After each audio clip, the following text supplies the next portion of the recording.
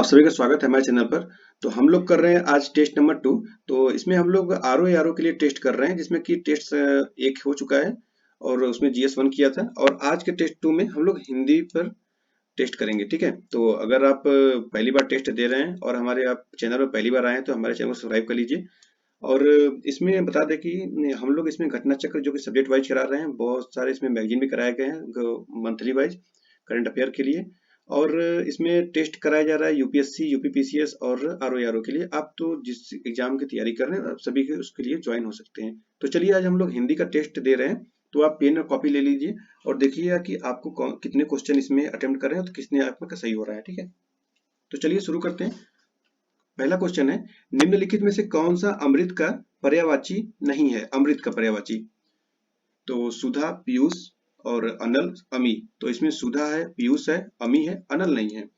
तो सुधा, पीयूष तथा अमी अमृत के पर्यायवाची हैं, जबकि अनल जो है अमृत का नहीं बल्कि आग का पर्यायवाची होता है। तो इस प्रकार ऑप्शन नंबर सी हो जाएगा। ऐसे ही क्वेश्चन पूछे जाते हैं। नेक्स्ट है, निम्नलिखित में से कौन सा आरंभ का पर्यायवाची नहीं है? आरंभ का पर्यायवाची, उपक्रम, सूत्रपात, श्री गणेश और अर्वाचीन। अर्वाचीन, तो इसमें हो जाएगा आपका अर्वाचीन। तो उपक्रम, सूत्रपात तथा श्री गणेश शब्द आरंभ के पर्यायवाची हैं, जबकि अर्वाचीन आरंभ की नहीं बल्कि ये आधुनिक का पर्यायवाची शब्द है। अगला क्वेश्चन है, निम्नलिखित में से कौन सा उदास का पर्यायवाची शब्द नहीं है? खिन्न, म्लान, विरक्त और अवसन। तो इसमें हो जाएगा आपका विरक्त। तो विरक्त पर्यायवाची होता है उदासीन का, उदासीन का। बाकी ये सब इसके उदास के पर्यायवाची हैं, बाकी खाली विरक्त नहीं है। ठीक है, नेक्स्ट है, निम्नलिखित में से कौन सा एक गंगा का पर्यायवाची शब्द है? तो यहाँ पयस्वनी, सूरध्वनि, तरंगवती, तरणी। तो इसमें हो जाएगा आपका सूरध्वनि। तो उपयुक्त शब्दों में से सूरध्वनि गंगा का पर्यायवाची शब्द है, जबकि पयस्विनी, तरणी और तरंगवती शब्द नदी के पर्यायवाची हैं। नेक्स्ट है, निम्नलिखित में से कौन सा शब्द दूध का पर्यायवाची है? क्षीर, नीर, सुरभि और हवि। तो इसमें हो जाएगा आपका क्षीर। क्षीर है दूध का पर्यायवाची, और जबकि पयस्विनी इसमें नीर जल और हवि घी का तथा सुरभि गाय का पर्यायवाची है। नेक्स्ट है क्वेश्चन नंबर 6, निम्नलिखित में से कौन सा प्रेम का पर्यायवाची शब्द है? तो ये अनुपात, रज, राग, पुनीत।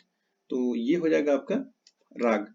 तो राग शब्द प्रेम का पर्यायवाची है, जबकि अनुपात पछतावा का, रज पराग का एवं पुनीत पवित्र का पर्यायवाची है। नेक्स्ट है, पर्यायवाची शब्द की दृष्टि से निम्नलिखित में से कौन सा एक बाकी से भिन्न है? भगिनी, बांधवी, अग्रजा और बिंदु। तो कौन सा भिन्न है? तो इसमें है आपका बिंदु। तो भगिनी, बांधवी एवं अग्रजा शब्द वहन के पर्यायवाची हैं, जबकि बिंदु का अर्थ बूंद या जल करण से होता है।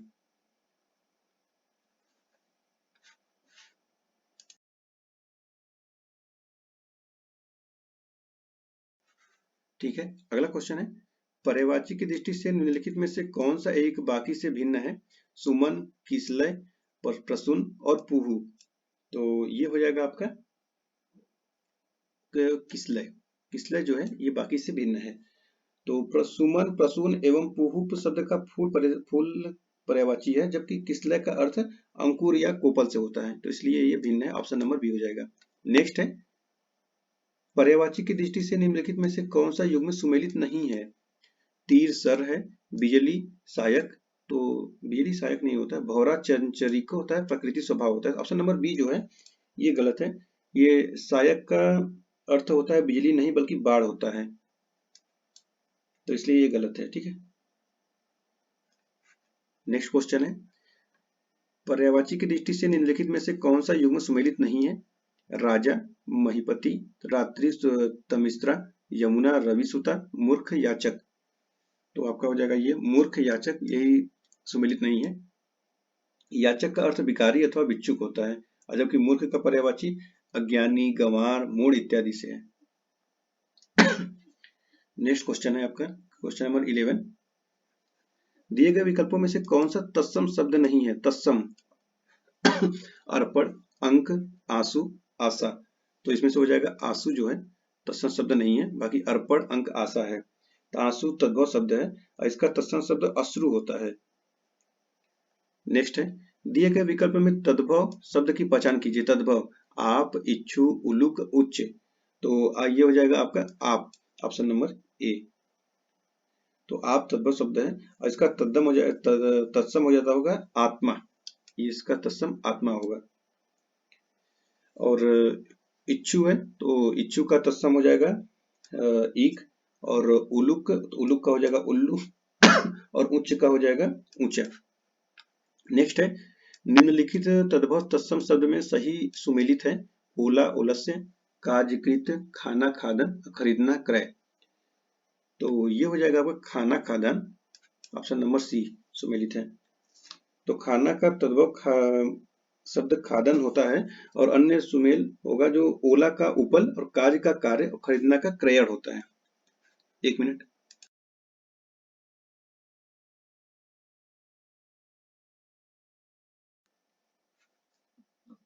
नेक्स्ट क्वेश्चन है क्वेश्चन नंबर 14, दिए गए तद्भव तत्सम शब्द में सही सुमेलित नहीं है। तो चकवा चक्र, चरित चरित्र, छाता छत्रक, छोटा क्षुद्र। तो इस प्रकार इसमें हो जाएगा चकवा का चक्र, ये गलत है। तो ये चकवा से शब्द तत्सम चक्र वाक होता है, बाकी सुमेलित है। क्वेश्चन नंबर 15 है, धनु धून शब्द का तत्सम होता है। तो यह होता है ध्वनि, ऑप्शन नंबर बी हो जाएगा। नेक्स्ट है, निम्नलिखित युग्मों में सही सुमेलित है। बारात बरात बारात, विघा विग्रह, बत्ती बत्तिका, बीत व्यति। तो इसमें ऑप्शन हो जाएगा बी, विघा विग्रह सुमेलित है, बाकी सब नहीं। नेक्स्ट है, दिए गए शब्दों में तत्सम शब्द की पहचान कीजिए। बाग, बादल, बनिया, वापी। तो ये हो जाएगा आपका वापी। नेक्स्ट है क्वेश्चन नंबर 18, दिए गए विकल्प में तद्भव शब्द की पहचान कीजिए। पवन, पाप, पक्ष, नकुल। तो ये हो जाएगा आपका पाप।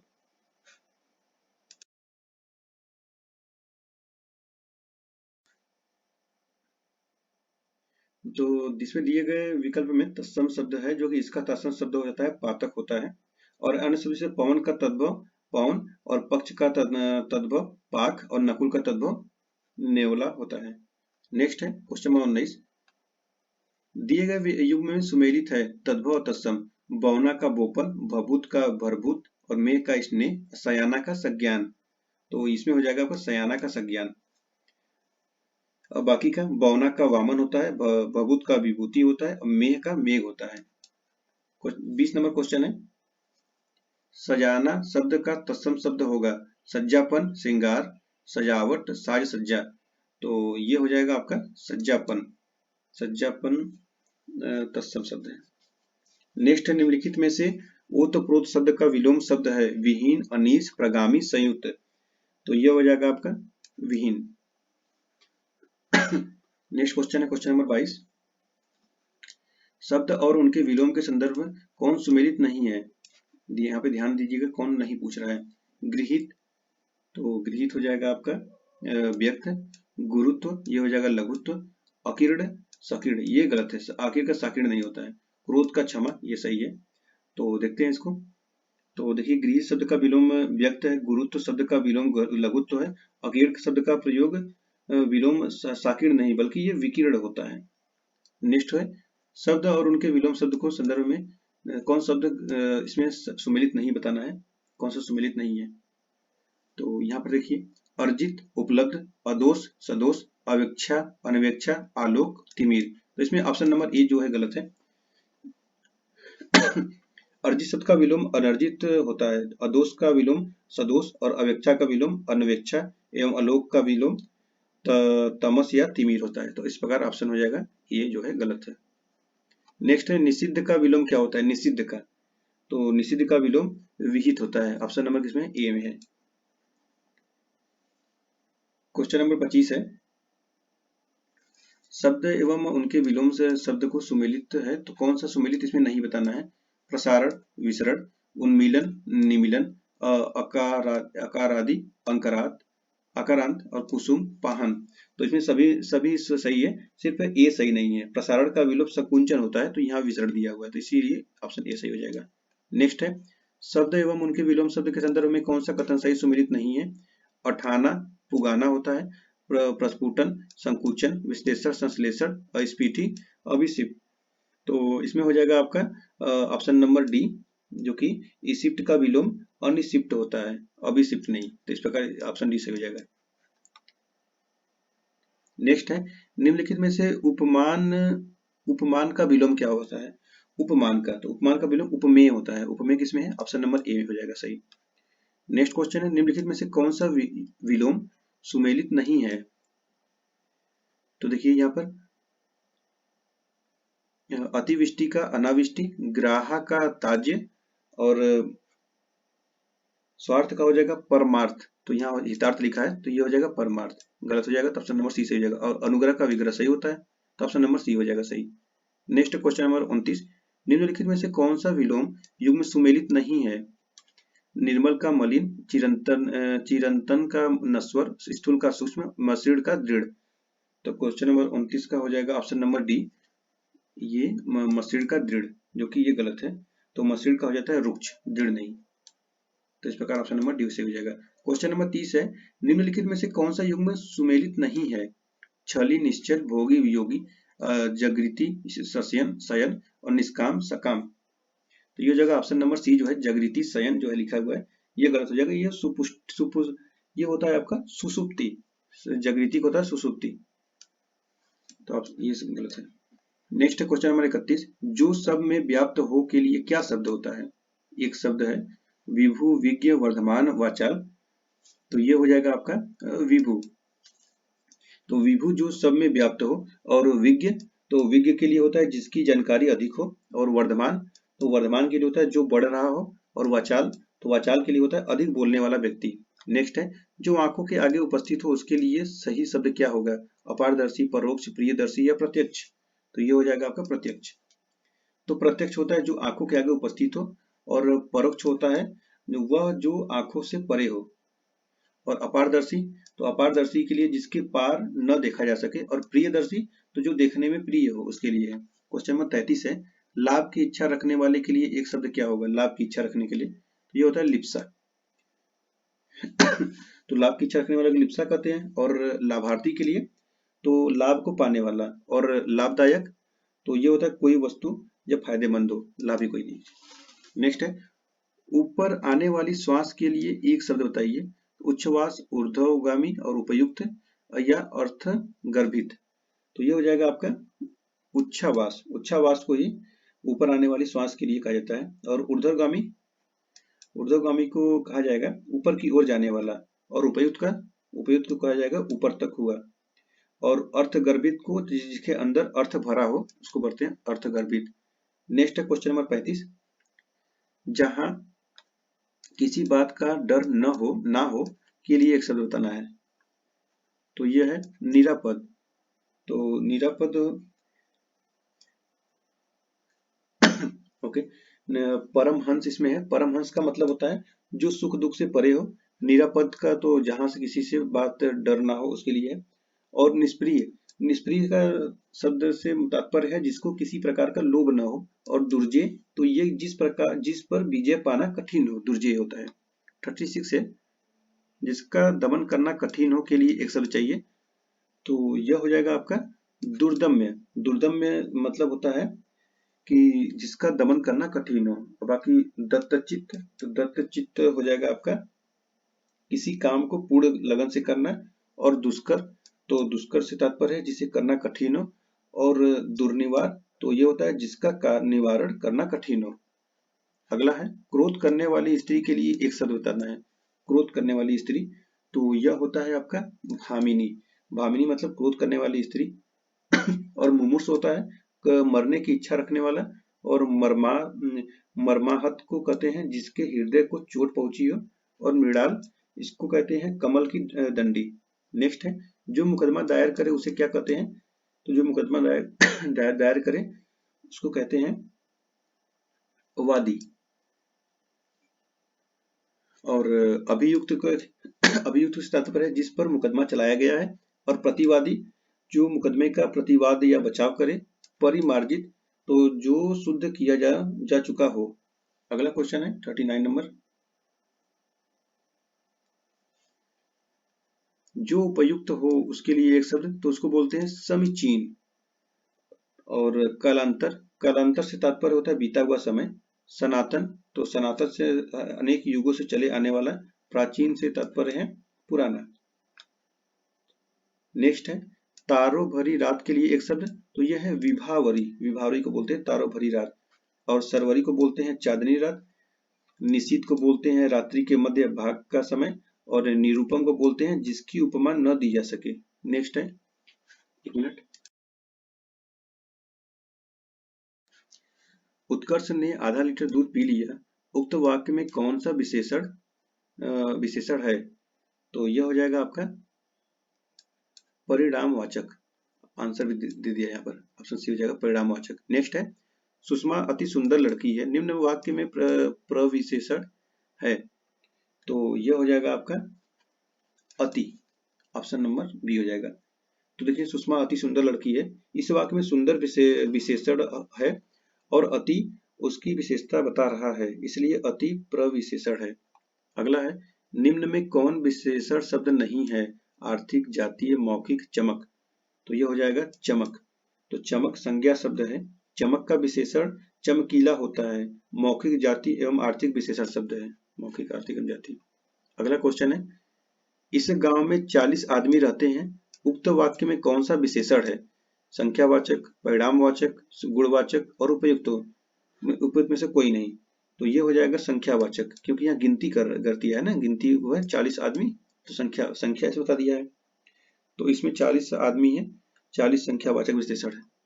अगला है सुमेलित नहीं है, विशेष्य और विशेषण, उपज, उपजाऊ, कमाई, कमाऊ, घर, घरेलू, नियमित, नियम, तो ये हो जाएगा आपका नियमित, नियम नहीं सुमेलित है। नियम विशेष शब्द है और नियमित उसका विशेषण है।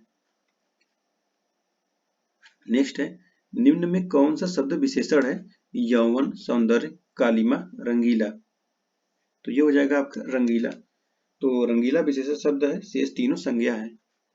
नेक्स्ट है निम्न में कौन सा शब्द विशेषण नहीं है? तपस्वी, मृत, बुढ़ापा और लंबा, तो ये हो जाएगा आपका बुढ़ापा। जिस शब्द से किसी वस्तु या व्यक्ति की गुण, दशा, भाव, अवस्था, स्वभाव आदि का बोध होता है उसे भाववाचक संज्ञा कहते हैं। बुढ़ापा में भाववाचक संज्ञा है, शेष तीनों इस शब्द का विशेषण है।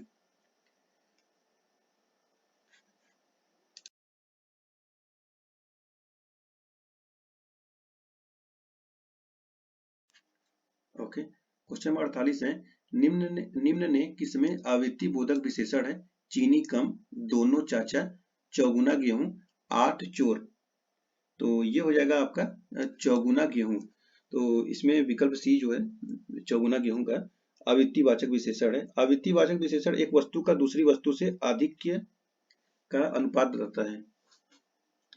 बाहरी में कौन विशेषण है? बाहरी में गुणवाचक, संख्यावाचक, परिणामवाचक या सार्वनामिक, तो ये हो जाएगा आपका गुणवाचक बाहरी से। तो जिन विशेषणों से पदार्थ के गुण, रंग, आकार, व्यवस्था, दशा इत्यादि का बोध होता है उन्हें गुणवाचक विशेषण कहते हैं। बाहरी गुणवाचक विशेषण है। अगला है मोनी अत्यधिक तेज छात्रा है, निम्न वाक्य में प्रविशेषण कौन है? मोनी अत्यधिक तेज छात्रा, तो ये हो जाएगा आपका अत्यधिक। तो जो शब्द विशेषण की विशेषता बताए वो प्रविशेषण कहलाते हैं।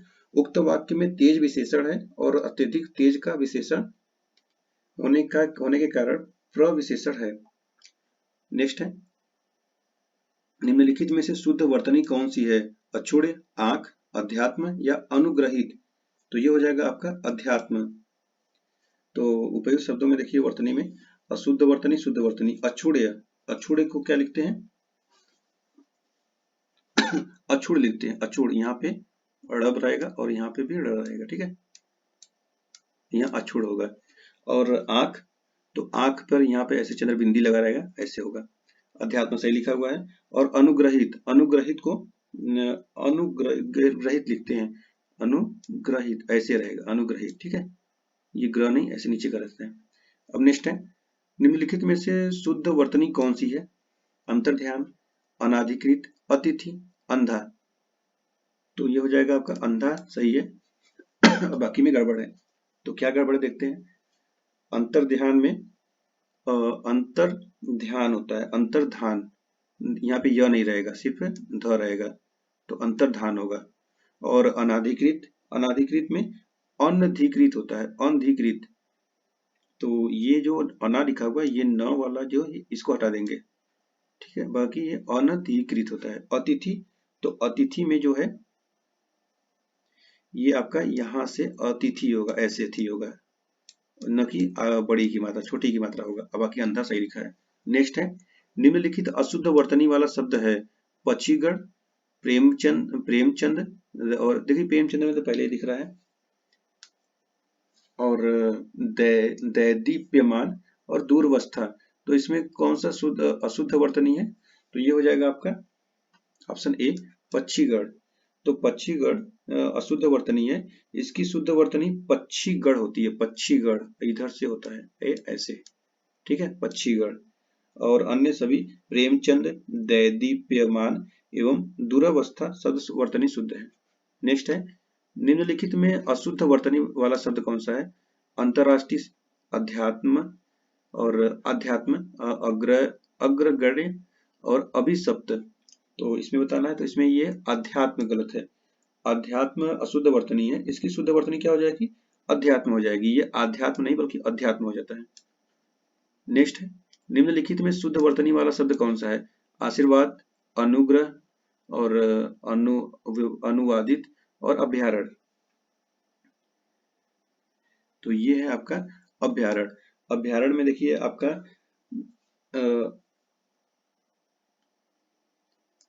अभ्यारण शब्द वर्तनी की दृष्टि से शुद्ध है और बाकी अशुद्ध दिखाया गया है।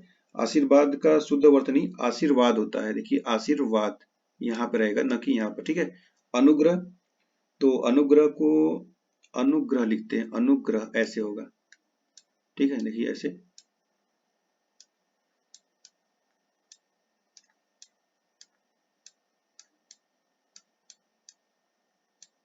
माउस से लिख रहा हूँ इसलिए गड़बड़ हो जा रहा है, अनुग्रह, ठीक है।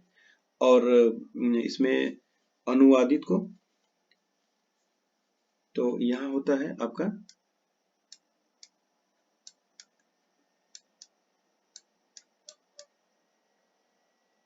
अनुदीत हो जाएगा आपका, अनुदीत, न कि अनुवादित, अनुदीत लिखेंगे इसको। अगला क्वेश्चन है, निम्नलिखित में से शुद्ध वाक्य चयन कीजिए। तो इसमें कह रहा है, चालक ने पूछा कि यह सड़क कहाँ जाती है? पानी तेल से भारी है। तीसरा है, तेज तूफान के बावजूद जहाज समुद्र पार कर ही गया।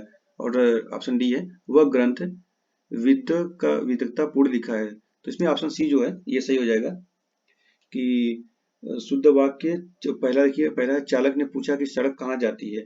तो शुद्ध इसका वाक्य, चालक ने पूछा कि इस सड़क से कहाँ पहुंचा जा सकता है, ऐसे कहा जाए, सड़क थोड़ी जाती है, इसलिए गलत हो गया। ऑप्शन नंबर बी है, पानी तेल से भारी है, तो ये कहा जाएगा पानी का घनत्व तेल से अधिक है। और यहाँ पे है, वह ग्रंथ विद्वतापूर्ण लिखा है, तो यहाँ लिखेंगे कि वह ग्रंथ विद्वतापूर्ण हो जाएगा। तो ऑप्शन नंबर सी जो है वो सिर्फ सही है। नेक्स्ट क्वेश्चन है, निम्नलिखित में से कौन सा वाक्य अशुद्ध है? अशुद्ध बताना है। उस पर भगवान की कृपा है। 10 रुपए में क्या मिलता है? प्रधानमंत्री जी विदेश यात्रा पर गए हैं। पाकिस्तान ने भारत पर आतंकी हमला करवाकर निकृष्ट काम किया।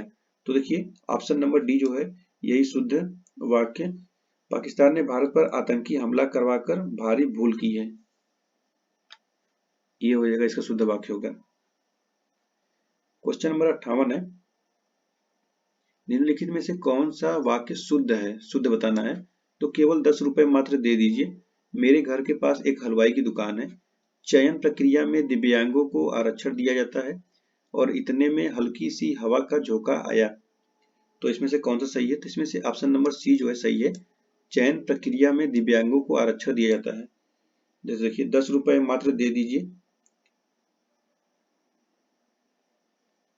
10 रुपए मात्र दे दीजिए, ये सही होगा। और मेरे घर के पास हलवाई की एक दुकान है, मेरे घर के पास हलवाई की एक दुकान यहाँ पर होगा।